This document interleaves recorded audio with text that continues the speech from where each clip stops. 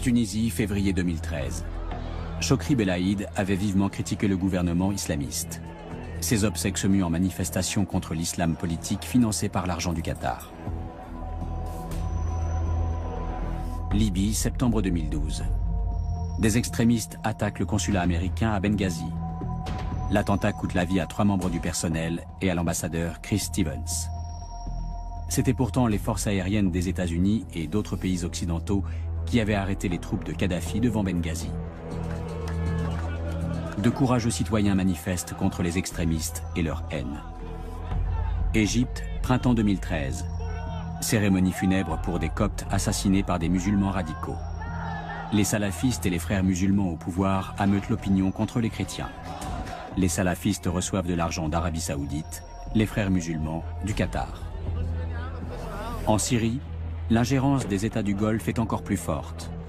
Le Qatar et l'Arabie Saoudite financent l'insurrection sunnite.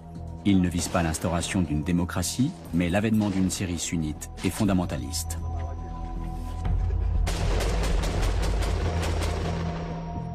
Le Qatar et l'Arabie Saoudite ont largement contribué à étouffer les aspirations démocratiques des pays du printemps arabe.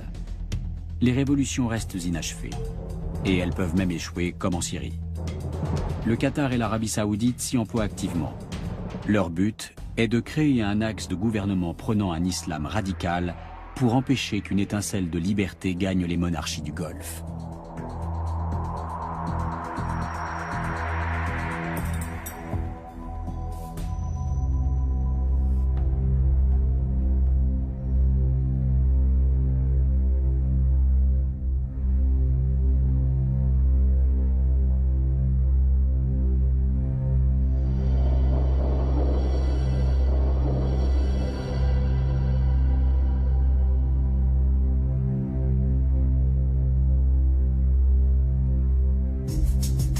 Le Najd, une région d'Arabie Saoudite.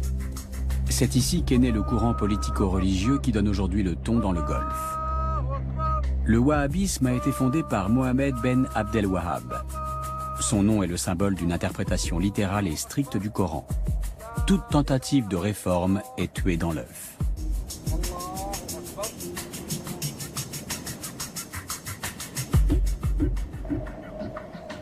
En 1932, Abdelaziz Al-Saoud, associé aux Wahhabites, réunit plusieurs royaumes pour créer l'Arabie Saoudite. Le prix de cette alliance est un lien indissoluble entre religion et politique. Les Wahhabites, ou salafistes, comme on les appelle également, dominent la politique saoudienne intérieure et extérieure. Grâce au deuxième plus grand gisement de pétrole brut mondial, les villages de briques crues sont devenus des cités high-tech, et les nomades des millionnaires. Seule la religion n'a pas évolué. L'Arabie Saoudite n'exporte pas seulement du pétrole, mais aussi son idéologie islamiste. Ici, la modernité n'est qu'une façade. La société est conservatrice et réglementée à l'extrême. Hommes et femmes sont strictement séparés. Le cinéma et le théâtre sont interdits. La musique profane est condamnée. L'art censuré. Des sommes considérables quittent l'Arabie Saoudite en direction des pays du printemps arabe. Des hommes d'affaires soutiennent les mouvements islamistes et leurs branches terroristes de la Tunisie jusqu'en Syrie. La Maison royale finance l'opposition syrienne, mais s'immisce ailleurs en faveur des systèmes autoritaires. Car le but n'est pas de promouvoir la démocratie. Pour les États du Golfe, le fait que l'Égypte, la Tunisie, la Libye et peut-être bientôt la Syrie renversent leur régime constitue une menace. Ils ont peur qu'il se produise la même chose chez eux. En aidant les sociétés arabes à s'islamiser, ils se rendent service à eux-mêmes. Ils peuvent ainsi préserver et consolider leurs intérêts dans la région. Car l'islamisation est synonyme d'extension de la sphère d'influence saoudienne.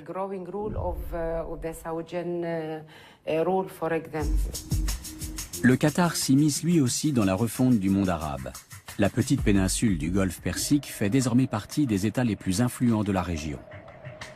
Après l'Iran et la Russie, le Qatar possède les plus grandes réserves mondiales de gaz. 80% de ses habitants sont des travailleurs immigrés.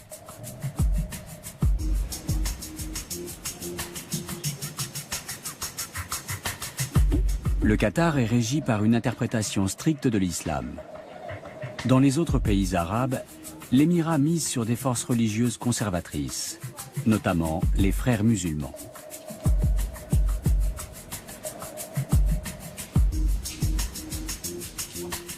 Le cheikh Hamad Ben Khalifa Al Thani est le père de l'émir actuel.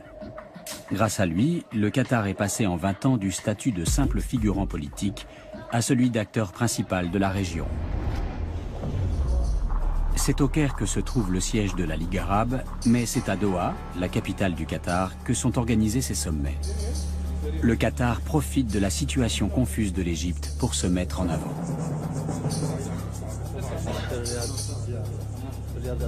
Dans le cas du Qatar, oui, effectivement, on est là encore dans des considérations qui sont probablement plus stratégiques. Les Qataris choisi de soutenir un certain nombre de forces politiques. Les frères musulmans sont la première, il y en a d'autres. Là aussi, parce qu'évidemment, ils considèrent que, là je l'ai dit, ce sont ceux qui vont devenir les vainqueurs et que, évidemment, ça leur donne une influence sur la nouvelle configuration géopolitique qui va émerger.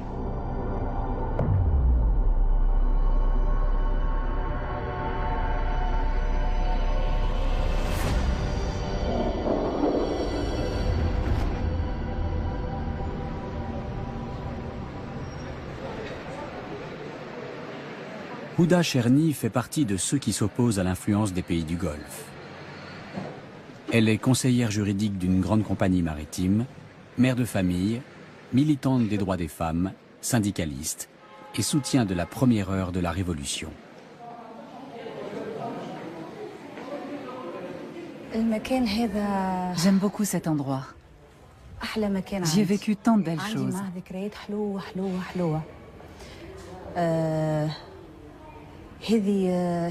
Nous sommes dans les locaux de l'Union générale tunisienne du travail. C'est la plus ancienne organisation syndicale de Tunisie. Dès le début des manifestations et du mouvement contestataire, l'Union générale tunisienne s'est beaucoup investie et a soutenu les manifestants dans toutes les villes tunisiennes qui se sont soulevées. Juin 2013. Derrière ces barbelés se trouve le ministère de l'Intérieur. Le pays est gouverné par le parti Ennahda, la branche tunisienne des frères musulmans. Lors des premières élections libres, Ennahda a remporté le pourcentage le plus élevé de voix, mais pas la majorité absolue. Pourtant, il tente aujourd'hui de transformer toute la Tunisie en une société islamiste conservatrice. Nous avions un grand rêve, celui d'une Tunisie nouvelle, d'une belle Tunisie. D'une Tunisie libre, laïque et démocratique. Malheureusement, le rêve était trop beau. Et nous avons été vite rattrapés par la réalité. La place centrale de Tunis, rebaptisée place du 14 janvier 2011 après la Révolution. Ici, c'est encore une femme qui orchestre le bal des voitures. Les femmes de Tunisie comptent parmi les plus libres du monde arabe. Mais depuis l'arrivée au pouvoir d'Ennahda, leurs droits sont contestés et elles doivent lutter pour les préserver.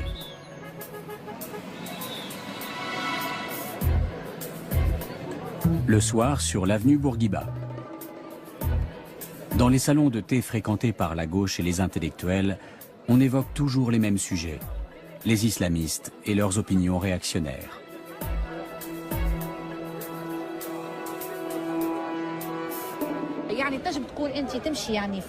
Parfois dans la rue, on est abordé par des extrémistes salafistes qui ne parlent pas du voile, mais du voile intégral. Si possible avec niqab et vêtements amples. Il ne s'agit pas d'un voile islamique, mais d'un voile wahhabite. C'est ce courant wahhabite qui nous vient des pays du Golfe comme l'Arabie saoudite et le Qatar qui constitue une menace. Le meurtre de Chokri Belaïd, le 6 février dernier, a marqué un tournant pour tous les opposants aux islamistes. Il a été élevé au rang de martyr et sa veuve est considérée comme une héroïne nationale.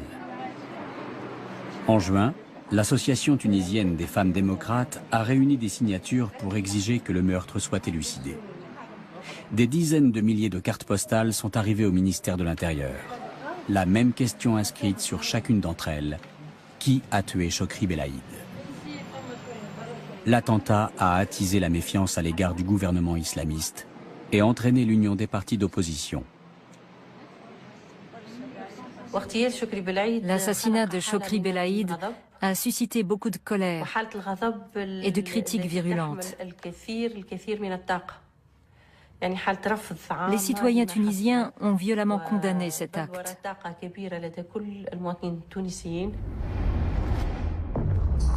25 juillet 2013.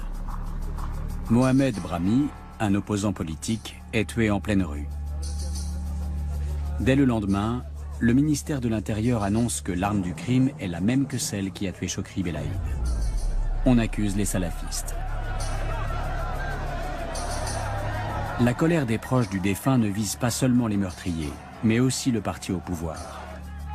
Le jour même, les manifestants se massent devant le ministère de l'Intérieur pour réclamer la chute du système. Depuis ce meurtre, l'opposition tunisienne a repris confiance en elle. Le mouvement des patriotes démocrates de Chokri Belaïd prend officiellement position contre Ennahda et ses appuis du Golfe.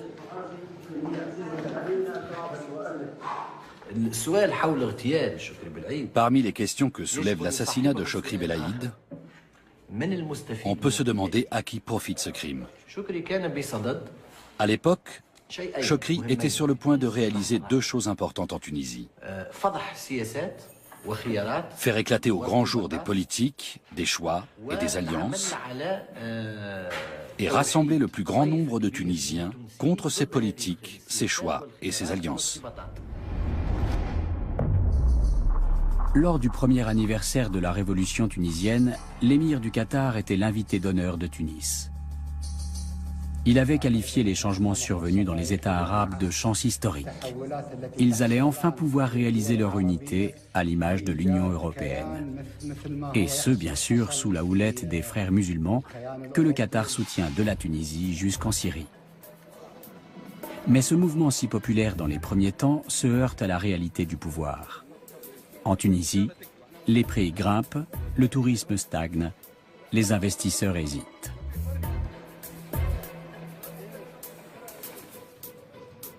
En revanche, l'islam radical prospère. Des imams venus du Golfe prêchent dans nombre de mosquées tunisiennes. Les équipes de tournage y sont ouvertement menacées. C'est dans les quartiers pauvres du pays que les salafistes recrutent des combattants pour le djihad en Syrie.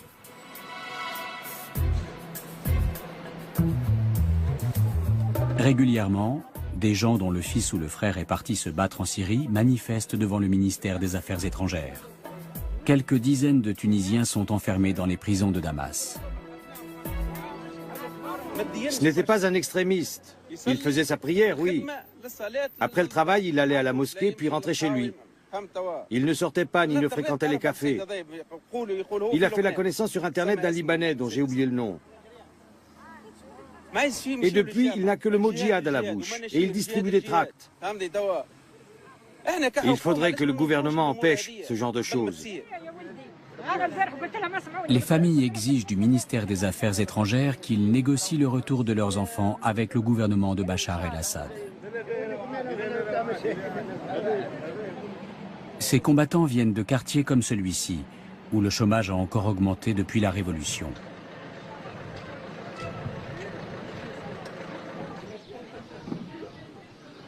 Zaleh Badrouchi s'occupe bénévolement des parents de ces combattants. Il nous conduit chez la mère de l'un d'entre eux. Son fils unique croupit depuis 6 mois dans une prison syrienne. Depuis son départ, cette veuve n'a pratiquement plus de revenus. Allah nous suffit. Il est notre meilleur garant. Que Dieu mette le gouvernement dans le droit chemin pour qu'il rouvre l'ambassade et permette à notre fils de revenir. Elle nous montre les vêtements occidentaux de Bilal, 22 ans. Il était associé dans une boutique de mode, dit-elle, et n'a jamais été religieux. Pour quelle raison est-il parti combattre en Syrie? Sa mère l'ignore. C'était la première fois qu'il allait en Turquie. Avant son départ, sa sœur lui a demandé de lui ramener des vêtements de là-bas. Si son intention était d'aller se battre, il n'aurait pas noté sa commande. Des Tunisiens venus d'Afghanistan se sont emparés de mosquées dans les villages et les quartiers défavorisés. Ils s'y sont installés et ont entrepris d'attirer les jeunes chômeurs avec des promesses et un lavage de cerveau. 2 semaines avant notre rencontre, Aziza a rendu visite à son fils dans sa prison syrienne. Elle ne sait toujours pas exactement qui l'a recruté. Quand on voit les pays arabes qui ont fait la révolution, qui a les moyens de mobiliser un tel nombre en fait, de combattants étrangers pour partir? La Tunisie n'a pas les moyens. La Libye, elle est tellement occupée avec ses problèmes intérieurs, avec les problèmes d'armes. L'Égypte, qui a d'énormes problèmes, et le Yémen. Donc on ne pense qu'aux pays maintenant qui ont un intérêt à vraiment changer le régime syrien et qui appuient inconditionnellement par les médias et même politiquement de faire partir ces combattants vers la Syrie, de faire la guerre. La Tunisie est un pion dans une partie de géopolitique dont le but est de mettre la côte méditerranéenne depuis Tunis jusqu'au nord de la Syrie sous l'influence des frères musulmans. Mais la société tunisienne est l'une des plus ouvertes du monde arabe.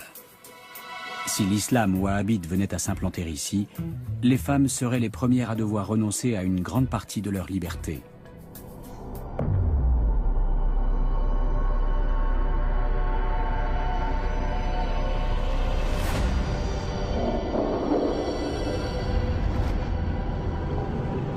À Benghazi, il n'est pas courant de voir une femme au volant. La Libye est profondément religieuse et conservatrice. Ici, le printemps arabe a rompu avec les traditions religieuses. Ce n'est pas du goût des islamistes qui convoitent le pouvoir.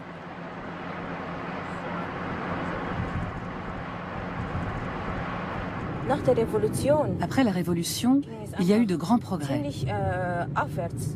Tout d'un coup, les femmes ont pu faire plein de choses. Elles pouvaient travailler, étudier, sortir, conduire une voiture. Nousiba a passé une partie de sa jeunesse en Suisse. Elle est revenue s'installer en Libye en 2008.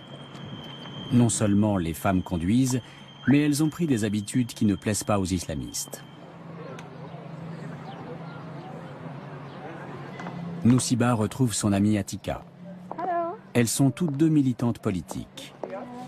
Elles se battent pour l'égalité des droits entre hommes et femmes et scrutent les activités des islamistes.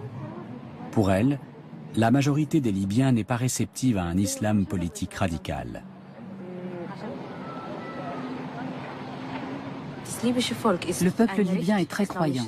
Il n'a pas envie qu'on vienne lui dire ce qu'il a le droit de faire ou non selon le Coran. Parce que les Libyens sont tous de bons musulmans et ils connaissent bien le Coran.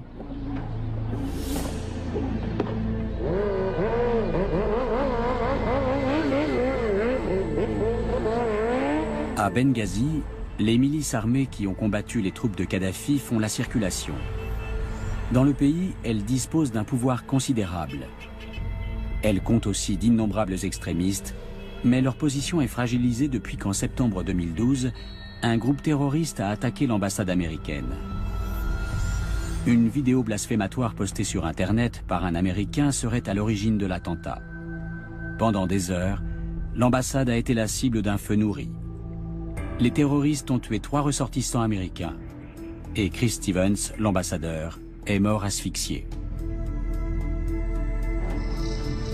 Rizik Atik était voisin de l'ambassade. Il a assisté à l'attaque, mais n'a pu aider les assiégés. Les attaquants étaient trop nombreux. Ce qui s'est passé est inacceptable. Nous avons été attristés par ce qui est arrivé, surtout pour l'ambassadeur. Il a été là pendant la Révolution. Il a vécu avec nous, avec le peuple. Cet attentat a marqué un tournant.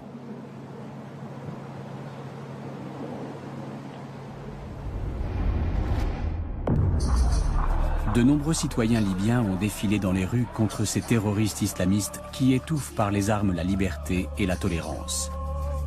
En retour, les extrémistes ont assassiné des militants qui les avaient ouvertement critiqués. Mais les habitants de Benghazi ne se sont pas laissés intimider. Ils ont manifesté de plus belle sur la promenade du bord de mer contre les islamistes radicaux. Ahmad Kouwaifi et Mouayyad Boraoui ont participé à ces marches de protestation. Ils ne critiquent pas seulement les ennemis de la démocratie, mais aussi leurs financiers. Nous remercions le Qatar pour son rôle au début de la révolution. Mais il est temps pour les enfants du pays de le reconstruire indépendamment, sans l'aide des grandes puissances de la région. Nous sommes pour le maintien des relations avec le Qatar, mais nous refusons catégoriquement son soutien aux divers courants politiques. Le peuple libyen commence à se rendre compte du soutien flagrant apporté à certains courants, à travers des nominations comme celle de Youssef Al-Mankhouch à la tête des forces armées. Il y a même des pressions sur le Congrès général national pour le maintenir à son poste. Les jeunes ne sont pas les seuls à se révolter contre les fanatiques religieux. La Libye est une société tribale. Pour la seule région de Benghazi, on dénombre une centaine de tribus. Leurs chefs se rencontrent régulièrement pour résoudre des problèmes politiques et sociaux. Ils forment une sorte de parlement régional. La politique à coups de Kalachnikov des extrémistes est considérée comme une attaque contre l'autorité traditionnelle. Suite à l'attentat contre l'ambassade américaine, les tribus sont arrivées le jour de la libération de la Libye et ont demandé le rétablissement de la paix et de la sécurité avec l'intervention de l'armée. Celle-ci a obtenu les pleins pouvoirs et le droit de riposter face à toute menace contre la paix dans le pays et la sécurité des populations civiles et étrangères. Les sociétés étrangères, les journalistes, les diplomates, ainsi que toute personne travaillant ici seront protégés.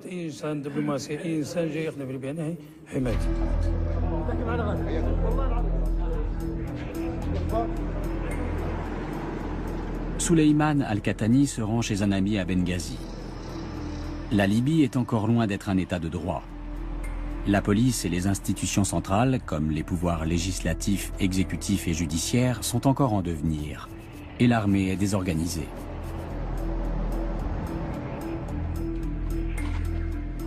Les structures tribales pourraient combler ce vide politique. Leur tradition d'apaisement permet souvent d'éviter le pire. Compte tenu de la grande quantité d'armes qui circulent dans le pays, les incidents sont étonnamment rares. Là encore, c'est grâce aux tribus. Elles observent les faits et gestes des groupuscules d'activistes politiques qui se réclament de la religion, car elles connaissent leur capacité à diviser la société et leur intention de bâtir une théocratie.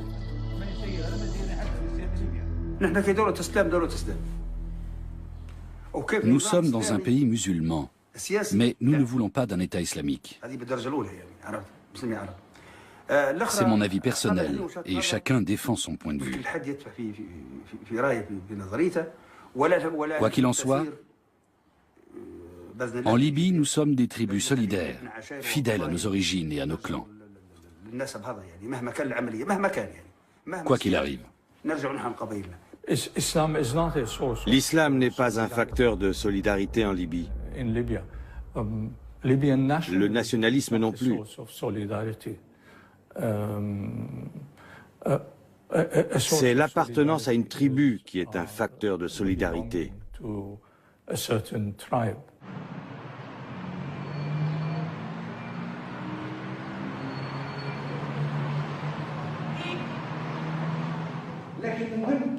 Les représentants d'un islam politique ne sont pas les seuls à avoir une position difficile en Libye. Les frères musulmans sont eux aussi en difficulté. Pilotés par leur siège égyptien, ils ont tenté sans grand succès de s'implanter dans le paysage politique. Selon les estimations, la confrérie libyenne compterait 5000 membres en Libye. Peut-être sont-ils moins nombreux encore. Leur influence politique est pratiquement insignifiante, mais leur projet est radical. Les frères musulmans veulent fusionner politique et religion, prétendument par la voie démocratique.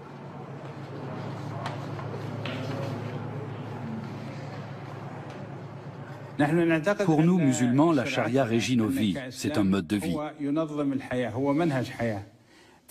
Dans une société musulmane, les lois ne doivent donc pas aller à son encontre. Nous laissons le choix au peuple. Nous nous sommes prêtés au vote démocratique. Ainsi, c'est le peuple, à travers l'élection des membres du Parlement et des dirigeants, qui définit la ligne de conduite. Le Qatar et l'Arabie saoudite tentent ici aussi d'aiguiller le printemps arabe. Pour l'instant, sans succès.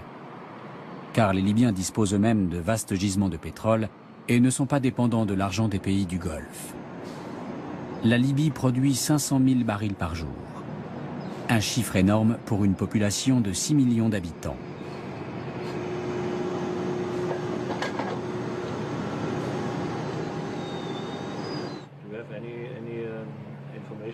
Otto Wilhelm est directeur pour la Libye de la société allemande Wintershall qui cherche et extrait du pétrole dans l'est de la Libye.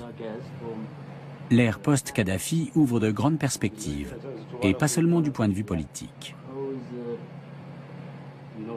La Libye est un pays encore peu exploré. Le pays a donc un énorme potentiel de découverte. Et grâce à une meilleure organisation de l'extraction, on pourrait encore augmenter le rendement. Il y a beaucoup d'avenir dans le pétrole ici.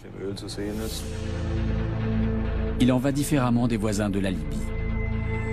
Le Qatar et l'Arabie saoudite manipulent la vie politique tunisienne et égyptienne à coups de pétrodollars. L'Égypte est le pays arabe le plus peuplé. Avec son importance géostratégique majeure, c'est une cible capitale.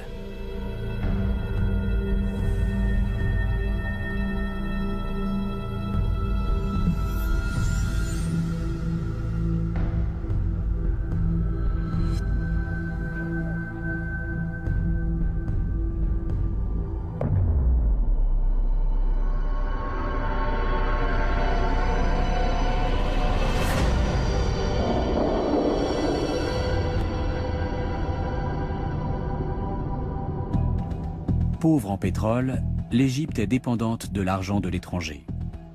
Les Qataris ont massivement investi sur le Nil.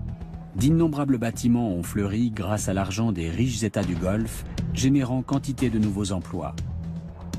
Début 2013, l'émir du Qatar a accordé un crédit de 18 milliards de dollars à l'Égypte. Une somme colossale. Mais ce n'est pas par philanthropie.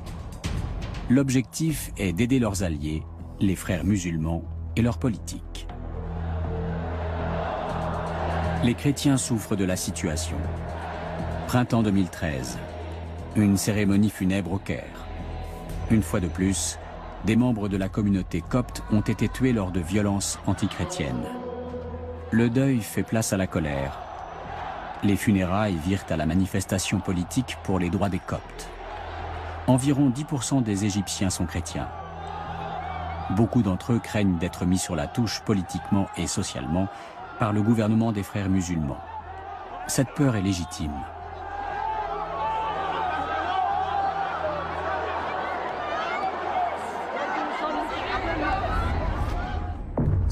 En 2012, chrétiens, défenseurs des droits civiques et féministes quittent l'Assemblée constituante en signe de protestation. Ils sont aussitôt remplacés par des membres du Parti des frères musulmans. Une constitution à tendance fortement islamiste est rédigée en un temps record. Très largement contestée, cette nouvelle constitution est approuvée par seulement 21% des électeurs. Quand Mohamed Morsi devient président, en juin 2012, il déclare vouloir défendre la liberté, la démocratie et les droits des minorités. Mais il ne tient pas parole.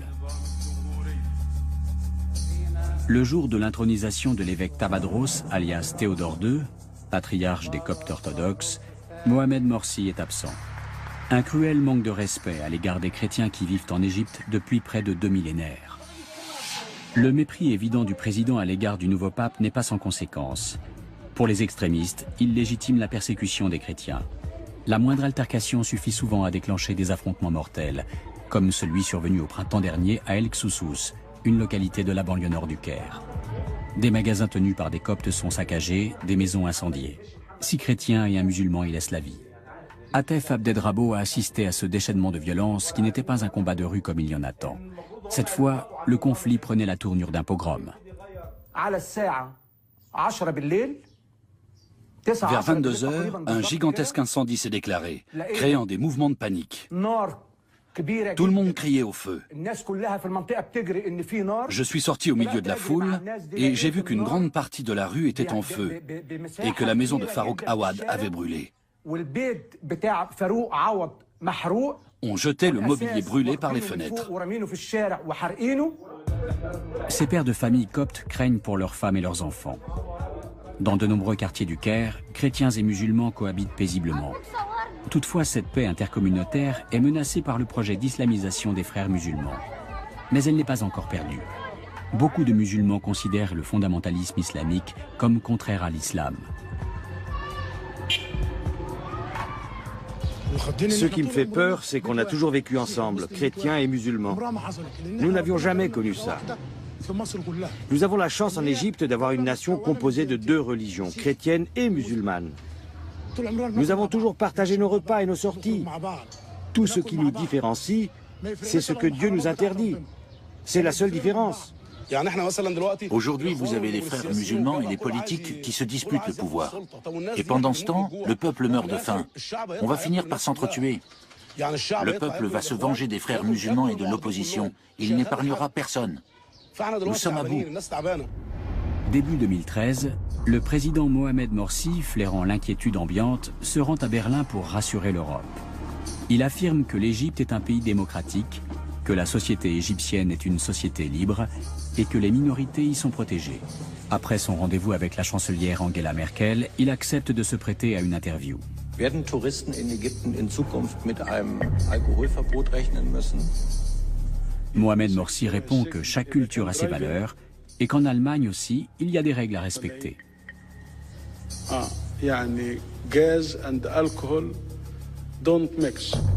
Traduction, pas d'alcool au volant.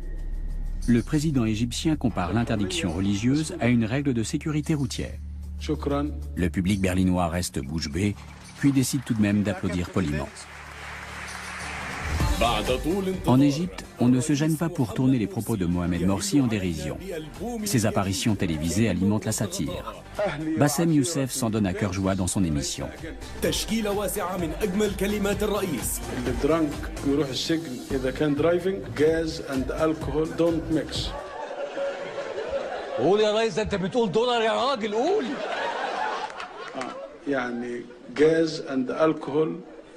don't mix. Gas and alcohol don't mix.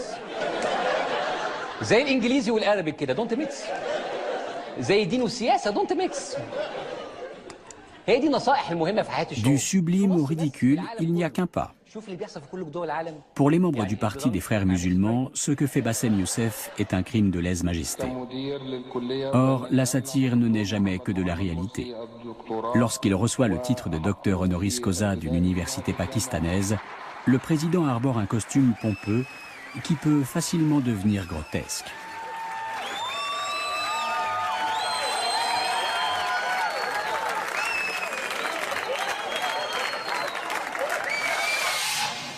Lamis El Hadidi, une collègue de Bassem Youssef qui travaille comme lui pour la chaîne de télévision CBC, reçoit régulièrement des menaces de mort des islamistes radicaux. C'est une femme sûre d'elle, une féministe engagée et une journaliste qui pose des questions qui dérangent. La société est composée pour moitié de femmes. Nous n'allons pas remettre en question des acquis pour lesquels on a lutté pendant des décennies. Les femmes forment une part importante de la société égyptienne. Ce sont elles qui font la queue pendant des heures pour aller voter. Ce sont elles qui se battent pour le droit au travail et plus généralement pour la démocratie, la liberté et la libre pensée. Ils peuvent nous harceler dans la rue et nous menacer. Nous ne sommes pas prêtes à renoncer à nos droits. Depuis la fin de la dictature de Hosni Moubarak, les rues du Caire ont changé de visage. Le centre culturel Saket El Sawi, par exemple, était auparavant fréquenté par des jeunes aux idées plutôt pro-occidentales. Aujourd'hui, il est investi par des salafistes. La question du jour, les droits et les libertés des régimes démocratiques sont-ils compatibles avec l'islam? Les droits des femmes constituent bien sûr l'un des points importants du débat. Un homme peut-il battre sa femme? Réponse: il ne doit pas la maltraiter, mais certains coups sont permis. S'il la bat, il ne doit pas lui briser les os, ni lui laisser des marques sur le corps. Est-ce qu'à l'étranger, les lois sur les violences faites aux femmes sont aussi précises? Bien sûr que non. Les salafistes excluent tous ceux qui ne partagent pas leur interprétation de l'islam. C'est précisément ce qu'il y a de plus profondément antidémocratique dans leurs convictions politiques.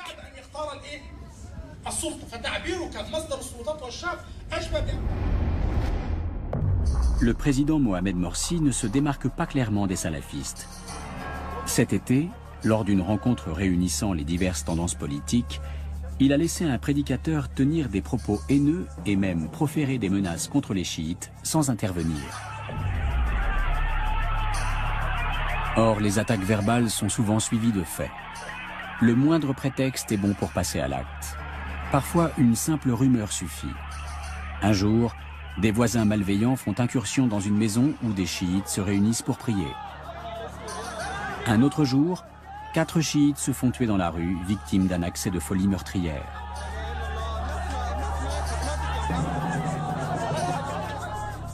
À la mi-juin, Mohamed Morsi nomme Adel Al-Ksayat gouverneur de Luxor. Il s'agit d'un membre de la formation islamiste Jama'a Islamaya, celle-là même qui a perpétré l'attentat terroriste de 1997 à Luxor, dans lequel 58 touristes ont perdu la vie.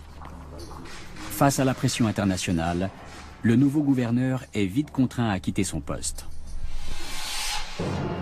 En juin 2013, les organisateurs d'une campagne anti-Mohamed Morsi affirment que leur pétition pour le départ du président a récolté 22 millions de signatures, soit nettement plus que les 15 millions de voix avec lesquelles il a été élu un an plus tôt. La tendance est inversée. L'opposition, qui comprend un grand nombre d'anciens sympathisants du chef d'État, veut se débarrasser de lui. Mais le président se refuse à démissionner. L'armée rallie les rangs de l'opposition et lance un ultimatum au président. S'il ne trouve pas de solution à la crise d'ici 48 heures, en collaboration avec les forces de l'opposition, l'armée interviendra.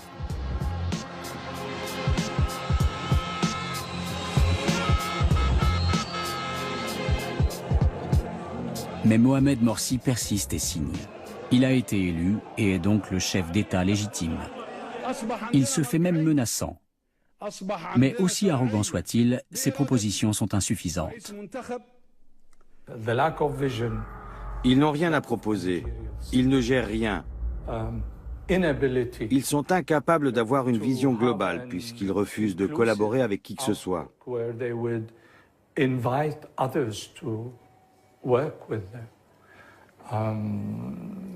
C'est fatal. C'est une attitude autodestructrice.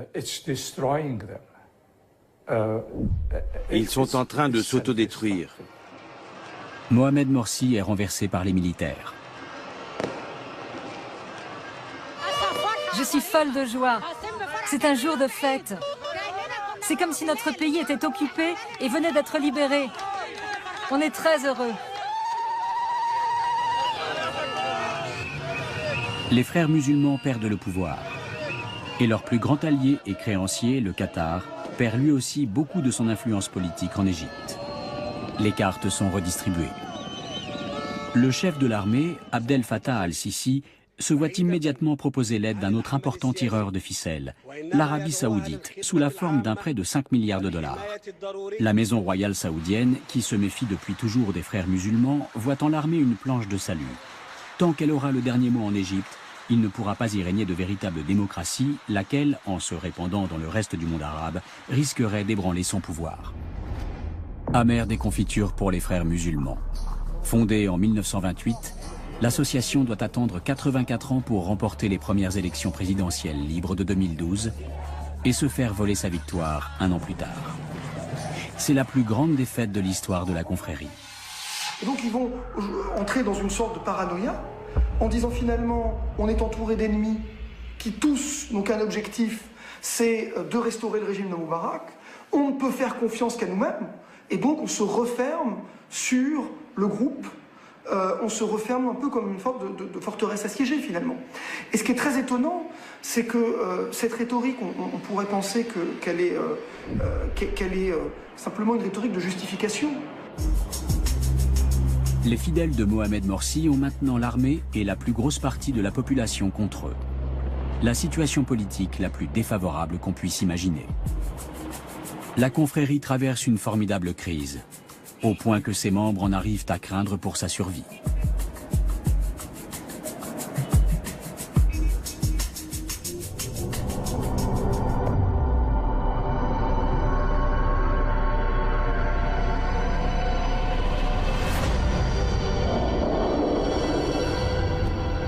Gaza. Il n'y a guère de ville au monde où autant de personnes sont concentrées dans un espace aussi restreint. Depuis 2007, le Hamas règne ici en maître. C'est à cause de l'islamisme forcené de cette branche palestinienne des frères musulmans que la bande de Gaza fait l'objet d'un blocus international. Elle ne peut plus exporter, et ne pouvant apporter que de façon extrêmement limitée, elle fait venir la plupart des marchandises d'Égypte par des tunnels de contrebande. Les camps de réfugiés n'ont toujours pas disparu de Gaza. C'est dans des quartiers surpeuplés comme celui-ci que s'entassent tous ceux qui ont fui des lieux aujourd'hui situés sur le territoire d'Israël. Le chômage sévit encore plus ici que dans les villes. Les 1,7 million d'habitants de la bande de Gaza ne survivent que grâce aux aides de la communauté internationale.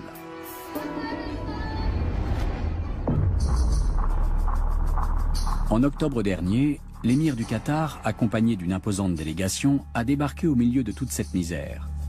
Il est le premier chef d'État à rendre visite au plus haut responsable du Hamas à Gaza, Ismaël Haniyeh. Un triomphe pour les islamistes, victimes depuis 5 ans de l'isolement diplomatique imposé par la communauté internationale. L'émir n'est pas venu les mains vides. Le Qatar veut investir plus de 400 millions de dollars à Gaza pour construire des infrastructures, des logements et un hôpital spécialisé dans les prothèses.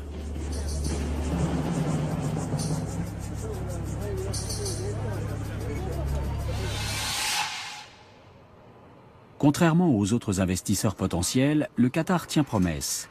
En janvier 2013, l'émirat a créé à Gaza un bureau pour la reconstruction de la bande de Gaza. La réfection des infrastructures routières compte parmi les projets les plus importants. À l'issue d'un accord passé avec les frères musulmans égyptiens, avec qui le Hamas travaille en collaboration étroite, de l'asphalte a enfin pu être importé par la frontière sud. Le lien commercial noué avec les fournisseurs égyptiens permet aux entreprises palestiniennes de faire avancer les travaux de rénovation. Mais ça ne dure pas. Depuis la destitution de Mohamed Morsi, la circulation des marchandises est à nouveau bloquée. Non loin de la frontière égyptienne, une véritable ville voit le jour, Hamad City, qui tient son nom de son fondateur, le cheikh Hamad du Qatar. On prépare actuellement le terrain pour la construction de 3700 unités d'habitation, de plusieurs écoles et installations sportives, et bien sûr d'un certain nombre de mosquées. Ce terrain appartient au gouvernement. Les gens qui vivent ici illégalement vont devoir céder la place. Ces mesures sont prises par le ministère de la Construction, donc le Hamas, qui distribue les contrats et coordonne tous les projets de développement dans la bande de Gaza. Projet qui voit le jour grâce aux fonds mis à disposition par le Qatar, le plus gros investisseur du moment. Bien sûr, il y a eu des promesses. Mais pour le moment, rien n'a été annoncé. L'importation des matériaux de construction n'est toujours pas autorisée. De ce fait, depuis 2 ans, c'est grâce à un programme du Conseil de coopération des États arabes du Golfe avec la Banque islamique de développement de Jeddah qu'on a pu entamer la reconstruction de Gaza. Mais l'argent du Golfe ne coule jamais à flot sans véhiculer avec lui une bonne dose d'idéologie. Les barbes hirsutes à la mode islamiste sont en vogue à Gaza. Aux grandes dames des barbiers, de moins en moins d'hommes se font raser.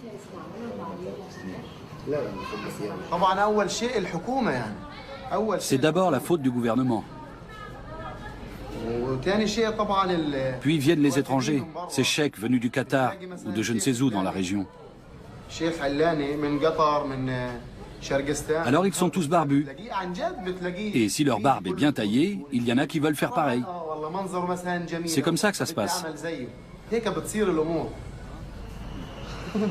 Les fonctionnaires de l'État ne vont plus chez leur barbier qu'une fois par mois. Et les citoyens ordinaires n'osent plus arborer de coiffure moderne par peur des autorités. D'ailleurs, à ce sujet, il y a un jeune qui s'est fait agresser. On lui a rasé la barbe et on l'a battu. Je vous le jure. La colère de la population a rapidement mis fin à cette campagne d'islamisation. Mais la peur continue à régner. Les sociétés austères et surréglementées des États du Golfe ont déteint durablement sur les habitants de la bande de Gaza. L'émir du Qatar est très conséquent dans son soutien aux frères musulmans. En Palestine, ils sont représentés par le Hamas, l'aile locale de la confrérie. Et à travers sa visite officielle à Gaza et l'appui financier qu'il leur accorde, l'émir a montré très clairement que ce sont eux qu'il soutient en Palestine. Par conséquent, ce sont les frères musulmans et donc le Hamas qui auront le pouvoir ces prochaines années.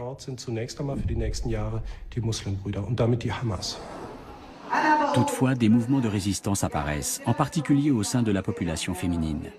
Où en sont les femmes après les printemps arabes? Tel est le thème de cette conférence tenue à Gaza en juin dernier. Les intervenantes, tunisiennes, égyptiennes et yéménites, reprochent aux islamistes d'adopter une attitude discriminante envers les femmes avec l'appui des pétromonarchies.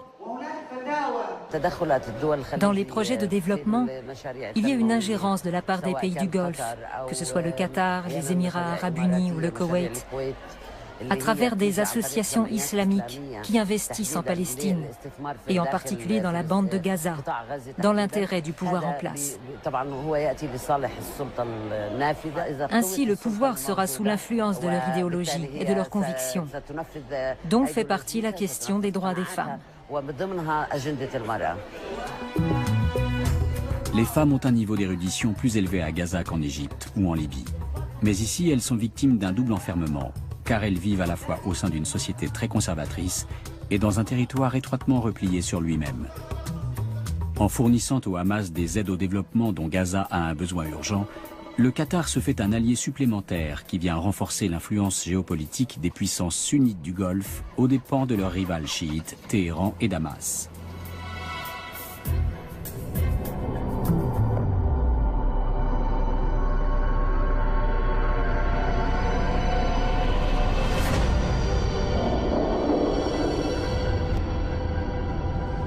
Un checkpoint de la périphérie d'Azaz, une petite ville du nord de la Syrie, en mars 2013.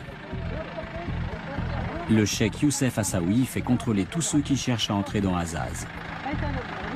Ce chef religieux sunnite est investi d'attributions policières et de fonctions gouvernementales. Dans le camp des rebelles, religion et politique se fondent sur le champ de bataille qu'est devenu la Syrie. De nombreux militants extrémistes se joignent à l'armée syrienne libre pour combattre les troupes de Bachar el-Assad. Le cheikh Youssef prétend ne pas être radical, mais quand on lui demande s'il sympathise avec le front djihadiste Al-Nosra, il répond de façon pour le moins évasive.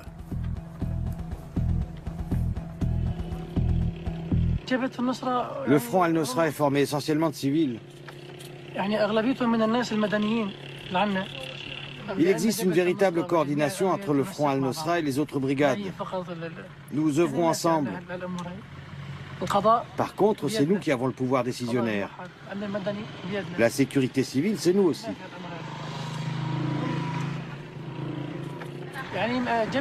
Le front Al-Nosra est une brigade comme une autre, ils n'ont ni pouvoir ni armée. Mais si nous avons besoin de soutien, ils seront présents à l'appel.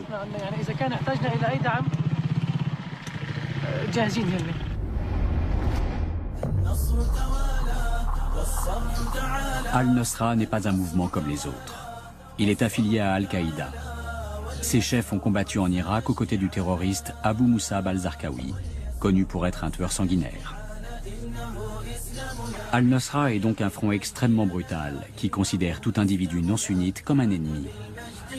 5000 terroristes fanatiques obéissant à une discipline de fer luttent contre les troupes de Bachar el-Assad et contre l'établissement d'une démocratie. car l'objectif d'Al-Nosra est de fonder un califat islamiste. Le gouvernement alaouite y voit une raison suffisante pour bombarder villes, villages et nombre de civils dans la foulée. Tous les moyens lui semblent bons pour lutter contre cette redoutable opposition armée. Pour Bachar el-Assad et son clan, c'est une question de survie. En revanche, aux yeux du droit international, de tels massacres sont absolument injustifiés.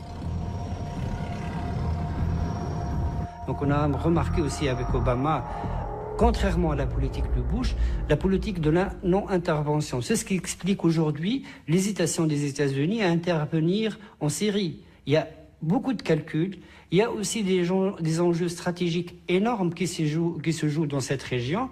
Et le Qatar aujourd'hui est un des acteurs qui se met devant la scène parce qu'elle est crédible. La Syrie est divisée. Les uns veulent un État sunnite, les autres un État séculier. Deux positions inconciliables. À Azaz, le système qu'une grande partie des sunnites voudraient imposer à toute la Syrie est déjà en place. Le cheikh Youssef, en plus de ses attributions religieuses et policières, revêt également la fonction de juge.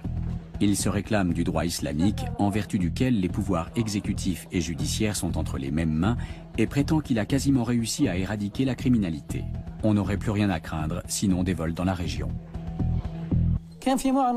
Nous avions quelqu'un qui s'appelait Ramadan, qu'on a libéré pour bonne conduite et parce qu'il a appris une partie du Coran. Le soutien des mouvements de rébellion sunnites par l'Arabie saoudite et le Qatar a une conséquence paradoxale. L'intervention extérieure renforce la position de Bachar el-Assad. Car désormais, ce que le président syrien prétendait dans ses discours de propagande, à savoir que la révolte était manœuvrée de l'extérieur par l'Occident et les puissances arabes voisines, est bel et bien confirmé. Et les chrétiens comme les alaouites, les laïcs, les socialistes et les libéraux redoutent une dictature religieuse. بعضهم يمد المجرمين بالمال والسلاح والبعض الآخر بالدعم والتدريب ودول جارت على سوريا وشعبها لتضعفه وتهيمن عليه ودول بحثت عن موقع لها في تاريخ لا تمتلكه عفوا فكتبته بدماء الأبرياء من الشعب العربي والسوري تحديدا لكن سوريا وشعبها أقوى وأصلب ويعدهم بأنه لن ينسى. On hésite à faire tomber le régime de Bachar el-Assad, car on ne sait pas trop ce qui viendrait le remplacer. Le changement n'est pas forcément prometteur. On pourrait se retrouver avec un gouvernement islamiste, voire extrémiste. La révolte syrienne est sunnite, militante, financée et manipulée par l'Arabie saoudite et le Qatar. Les tireurs de ficelles du désert promeuvent un islam extrêmement conservateur et par définition antidémocratique. S'ils viennent à bout de leur entreprise, ce sera la fin du printemps arabe. La fièvre révolutionnaire tunisienne s'est répandue comme une traînée de poudre dans tout le monde arabe. Dans la plupart des pays, elle n'a cependant pas entraîné de révolution à proprement parler, pour l'instant. Mais les mouvements contestataires se rapprochent un peu trop au goût de l'Arabie saoudite et du Qatar. Voulant à tout prix empêcher la vague libertaire de déferler chez elles, les monarchies du Golfe tentent de faire échouer toute tentative de démocratisation.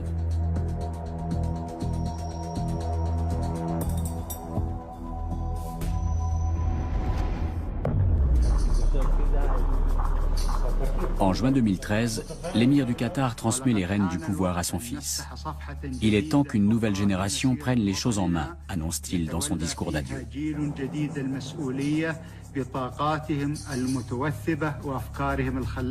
Un geste plutôt surprenant de la part d'un homme qui a activement contribué à la destitution d'autres chefs d'État arabes. Mais l'étonnement est de courte durée. Le nouvel émir, Tamim Ben Hamad, poursuit ni plus ni moins la politique de son père. Ce transfert de pouvoir est bien sûr filmé par les caméras d'Al Jazeera. Cette chaîne d'information qatari est l'un des plus importants médias d'information du monde arabe et un instrument de propagande directe de l'émir. Car Al Jazeera ne se pose pas en simple observateur du printemps arabe. Elle prend clairement position. Un certain nombre de journalistes démissionnent en signe de protestation. C'est le cas d'Aksam Suleiman, le correspondant d'Al Jazeera à Berlin.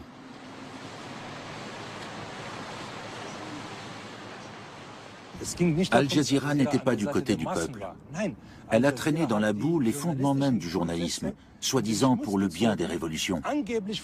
Aujourd'hui, on sait qu'en fait, elle agissait en faveur de certains groupes au sein de ces mouvements, à savoir les islamistes. Pour Aksam Suleiman, l'attitude d'Al Jazeera vis-à-vis du printemps arabe a fait perdre sa crédibilité à la chaîne et à son principal créancier, le Qatar. Si l'Émirat soutient les mouvements révolutionnaires arabes, c'est pour mieux renforcer sa propre position géopolitique. Et s'il a misé jusque-là sur les frères musulmans, c'est parce qu'ils étaient partout les grands gagnants. Il est clair que les frères musulmans sont les grands profiteurs de la révolution de 2011. Mais ce qu'on ne sait pas, c'est s'ils seront à la hauteur des défis que ces pays vont devoir relever. La stratégie qui consiste à miser sur les frères musulmans est donc assez incertaine. Je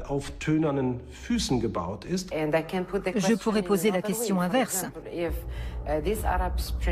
Si par exemple le printemps arabe avait amené des forces libérales au pouvoir, est-ce que les monarchies du Golfe les auraient soutenues de la même façon? Bien sûr que non.